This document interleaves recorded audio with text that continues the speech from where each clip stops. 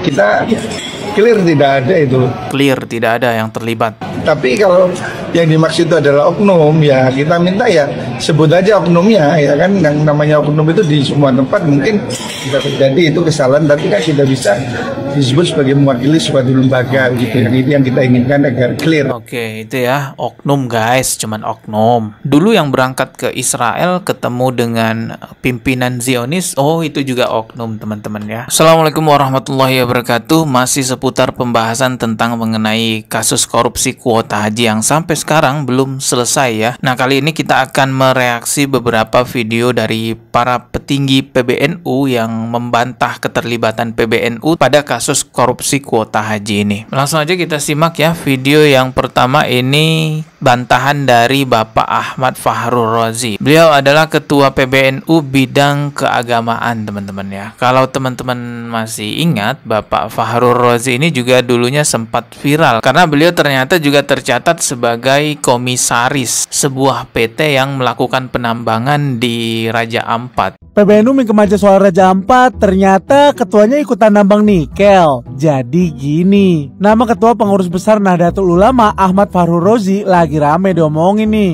Gimana enggak, nama beliau masuk ke jajaran komisaris PT Gak Nikel. Itu loh salah satu perusahaan yang lagi jadi hujatan karena aktivitas pertambangannya di Raja Ampat. Waduh, tapi nih si bapak sih ngakunya nggak bawa-bawa nama PBNU ya. Itu viral banget dulu ya. Kok bisa di tempat wisata terjadi penambangan seperti itu? Ternyata salah satu komisarisnya adalah Bapak Fahrul Razi, merupakan Ketua PBNU bidang keagamaan. Dan NU dalam hal itu kemudian datang bukannya untuk membela rakyat tapi membela oligarki. Dia datang kemana-mana berkampanye bahwa kan tambang itu tidak dosa, kan tambang itu harus kita eksploitasi demi kepentingan rakyat. Kepentingan rakyat apa yang dimaksud? Pak Ulil dan teman-teman PBNU, itu kepentingan rakyat mana yang dimaksud? Cek datanya. Orang-orang miskin di daerah pertambangan itu semakin miskin, semakin melarat. Anak-anak jadi tantrum, banyak yang cacat di situ. Yang menjadi semakin kaya itu siapa? Oligark, penguasa-penguasa daerah, kepala-kepala desa, koruptor-koruptor yang ada di sana. Iya, itulah.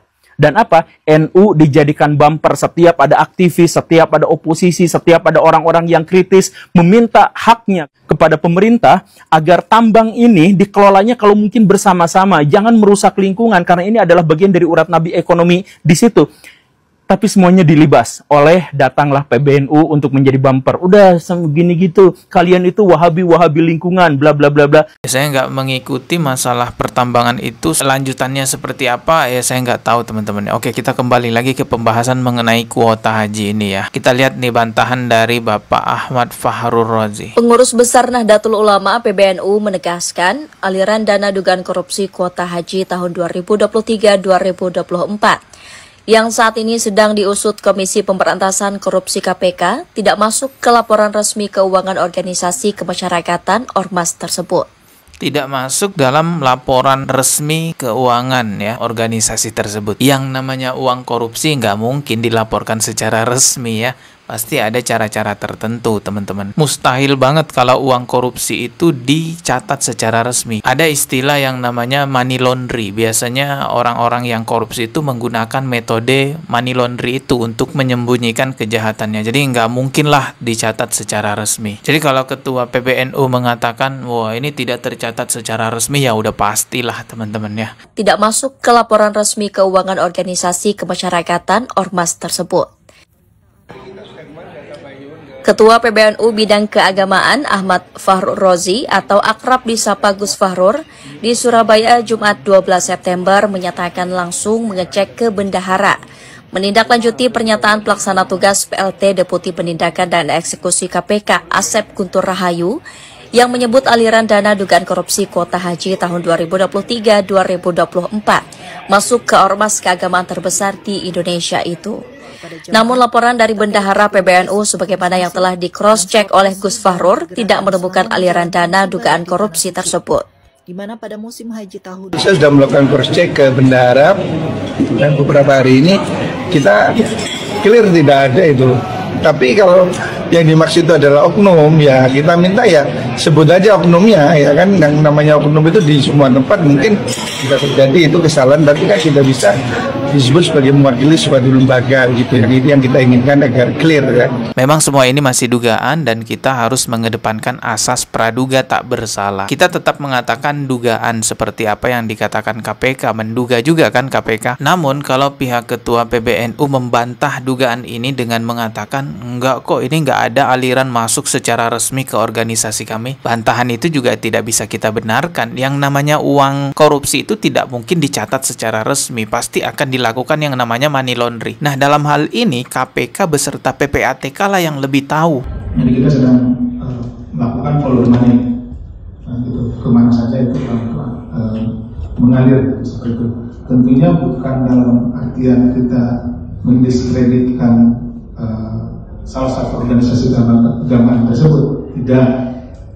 Kita memang di setiap menangani perkara tindak pidana korupsi, kita akan meneliti dan menelusuri kemana uang-uang itu pergi. Metode yang dilakukan oleh KPK follow the money, mengikuti kemana uang itu pergi, kemana saja uang itu mengalir. PLT Deputi Penindakan dan Eksekusi KPK, Asep Guntur Rahayu, menegaskan bahwa penyidik sedang menjalankan metode follow the money untuk melacak kemana saja uang hasil korupsi tersebut mengalir. Jadi setiap lembaga ataupun perorangan terdeteksi ada aliran dana kuota haji itu ya akan diperiksa. Dan seperti yang saya katakan tadi bahwa aliran dana korupsi tidak akan dicatat secara resmi, pasti akan dilakukan yang namanya money laundry. Namun kita tetap tidak menjustis, tetap kita mengedepankan asas praduga tak bersalah. Ya bisa saja PBNU benar bersalah atau bisa saja tidak. Yang kita perlu ketahui juga, kita tidak bisa pungkiri bahwa Pak Yakut itu jadi Menteri Agama tidak lepas dari peran lembaga PBNU.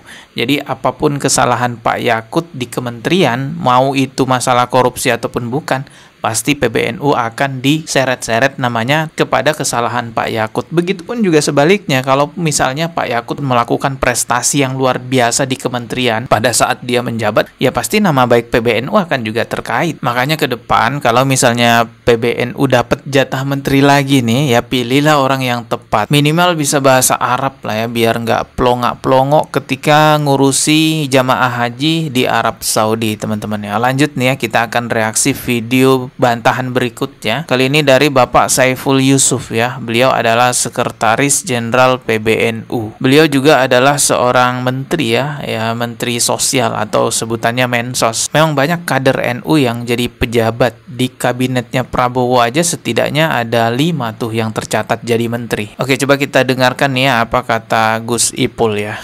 Kami memastikan bahwa PBNU tidak terlibat di dalam proses pembagian kuota maupun yang lain-lainnya. Kita bisa pastikan itu PBNU tidak terlibat.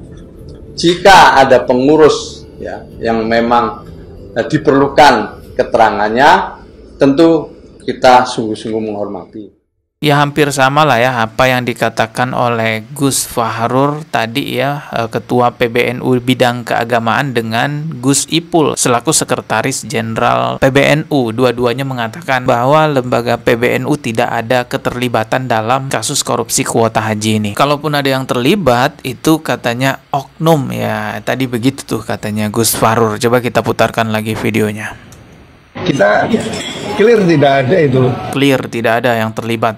Tapi kalau yang dimaksud itu adalah oknum, ya kita minta ya sebut aja oknumnya ya kan. Yang namanya oknum itu di semua tempat mungkin bisa terjadi itu kesalahan, tapi kan kita bisa disebut sebagai mewakili suatu lembaga gitu ya. Itu yang kita inginkan agar clear. Oke, itu ya oknum guys, cuman oknum. Dulu yang berangkat ke Israel ketemu dengan pimpinan Zionis, oh itu juga oknum teman-teman ya. Sepertinya memang sudah saatnya PBNU berbenah ya, bersih-bersih dari oknum-oknum yang ada. Kebayang nggak betapa sedihnya Kiai Hasyim Asy'ari kalau masih hidup beliau melihat kondisi organisasinya digrogoti oleh para oknum-oknum seperti ini. Dulu nama baik NU benar-benar top banget kan, organisasi yang dikenal melawan PKI. terdepan membela negara, NKRI harga mati. Tapi sekarang kebanyakan oknumnya ya. Aduh, ada oknumnya ini, ada oknum yang begitu, oknum korupsi, oknum berangkat ke Zionis. Jangan menggampangkan keburukan dengan menyebut oh itu oknum. Lebih bagus berbenah ya kan. Kita ketemu lagi di video berikutnya. Subscribe dan juga loncengnya ditekan sebagai notifikasi. Wassalamualaikum warahmatullahi wabarakatuh.